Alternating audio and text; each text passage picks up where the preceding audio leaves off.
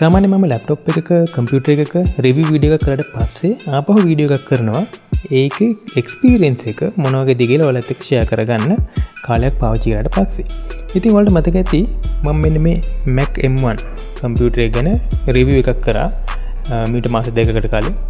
ඉතින් අද සූදානම් වෙන්නේ මේක එක්ස්පීරියන්ස් එක මාස දෙකකට පස්සේ වාසිය හොඳ නරක මේ හැම දෙයක්ම ඔයාලත් එක්ක ෂෙයා කරගන්න. ඊට පස්සේ ඔයාලා අහපු ප්‍රශ්න වලටත් මේ වීඩියෝ එකෙන් උත්තර දෙන්න තමයි මේ බලාපොරොත්තු වෙන්නේ. ඉතින් මේ Mac mini එක මිලදී ගත්තට පස්සේ මම කරපු අන්බොක්සින් වීඩියෝ එක රිවිව් වීඩියෝ එක ඔයාලට මගේ YouTube channel එක ඇතුළට ගිහින් බලන්න පුළුවන්. ඒ වගේම තමයි මේ වීඩියෝ එකේ description එකෙත් මම link එක දාලා තියෙනවා. එතනින් ඔයාලට ගිහින් බලන්න පුළුවන් වීඩියෝ එක බලලා නැත්නම්. ඉතින් මේ කම්පියුටර් එක මිලදී ගන්න මට ප්‍රධානම හේතුව වුණේ Windows කම්පියුටර් එක තමයි ඒදිත් මම පාවිච්චි කර හිටියේ. නමුත් මට මේක මිලදී ගන්න සිද්ධ වුණේ මම පාවිච්චි කර හිටපු කම්පියුටර් එක මට අප්ග්‍රේඩ් කරන්න අවශ්‍ය වුණා.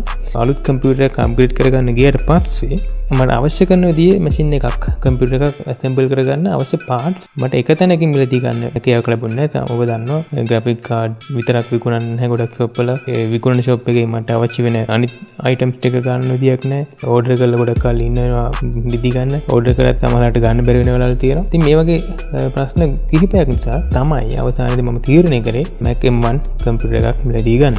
ඉතින් Windows කම්පියුටර් එකක් එක්ක කම්පෙයාර් කරලා පස්සේ වාසි ගැන කතා කරොත් මේක ගොඩක් බරින් සහ විශාලත්වයෙන් අඩු නිසා ගොඩක් අඩු ඉඩකඩක අපිට මේක පාවිච්චි කරන්න පුළුවන්. ගොඩක් ලොකු ප්‍රෝග්‍රෑම් එකක් කරත් ගේම් ප්ලේ කරත් මොනව කරත් මේක හීට් වෙන්නේ නැතිම තරම්. අනිත් එක තමයි මේකේ නොයිස් එකක් එන්නේ නැතිම තරම්. ඉතින් ඔයාලා දන්නවා සාමාන්‍යයෙන් Windows කම්පියුටර් එකක් අපි ඇසෙම්බල් කරලා පස්සේ ගොඩක් ලොකු ප්‍රමාණයක් අවශ්‍ය වෙනවා. ඒක අපිට ගබඩා කරගන්න තියාගන්න. ඒ වගේම තමයි අපිට මේකට ෆෑන්ස් විශාල ප්‍රමාණයක් පාවිච්චි කරන්න වෙනවා. මොකද හීට් වෙන නිසා. ඉතින් මේ ෆෑන්ස් වල නොයිස් එකක් එනවා. අනිවාර්යයෙන්ම නොයිස් එකක් එනවා. ඒ වගේම තමයි මාස අවසානයේදී විශාල විදුලි බිලකුත් එනවා. හොඳ ග්‍රැෆික් කාඩ් එකක් අපි විශේෂයෙන් පාවිච්චි කරොත්. ඉතින් මේ Mac mini එකේ ගොඩක් අඩු පවර් එකකින් තමයි මේක වැඩ කරන්නේ.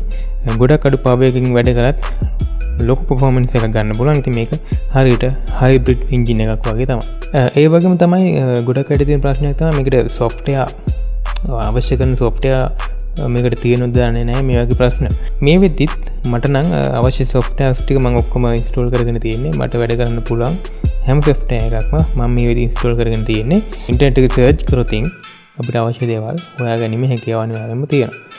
ඒ වගේම තමයි මම දැකලා තියෙන ගොඩක් අය කියනවා සමහර සොෆ්ට්වෙයාර් වල වැඩ කරද්දී Mac M1 එක ස්ලෝ වෙනවා මේ වගේ දේවල් කියන එක. ඉතින් ගොඩක් වෙලාවට ක්‍රැක් කරපු සොෆ්ට්වෙයාර් තමයි මේ විදිහට ස්ලෝ වෙන්නේ. ඉතින් ක්‍රැක් කරපු සොෆ්ට්වෙයාර් පාවිච්චි කරලා අපිට කම්පියුටර් වල ස්පීඩ් එක හරියටම කොයි වගේද කියලා කම්පෙයාර් කරගන්න කිසිම හැකියාවක් නැහැ. ඉතින් අපිට එහෙම කරනවා නම් ජෙනුයින් සොෆ්ට්වෙයාර් එකක් තමයි පාවිච්චි කරන්න ඕනේ. හරියටම ස්පීඩ් එක කොයි වගේද කියලා කම්පෙයාර් කරගන්න. ඉතින් මේ වෙද්දී M1 කම්පියුටර් එක මිලදී ගැනීම සම්බන්ධයෙන් ඒ ඉන්වෙස්ට්මන්ට් එක ගැන මම තාමත් ගොඩ සතුටින් ඉන්නේ. මොකද මට මේ වෙද්දී ගොඩක් හොඳ පර්ෆෝමන්ස් එකක් මේ කම්පියුටර් එක හරහා ලැබෙන නිසා. ඉතින් Mac M1 කම්පියුටර් එකක් කවුරු හරි මිලදී ගන්න බලාගෙන ඉන්නවනම් මේ වීඩියෝ එක ගොඩක් වටින වීඩියෝ එකක් වෙයි කියලා මම හිතනවා.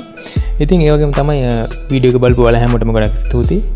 දැනගන්න දේවල් මොනවා හරි තියෙනවා නම් වෙනදා වගේම කමෙන්ට් කරන්න. මම අනිවාර්යයෙන්ම ඔයාලට රිප්ලයි කරනවා. ඉතින් අපහු වීඩියෝ එකකින් ඉක්මනට හම්බෙන්න බලාගෙන සමු ගන්නවා.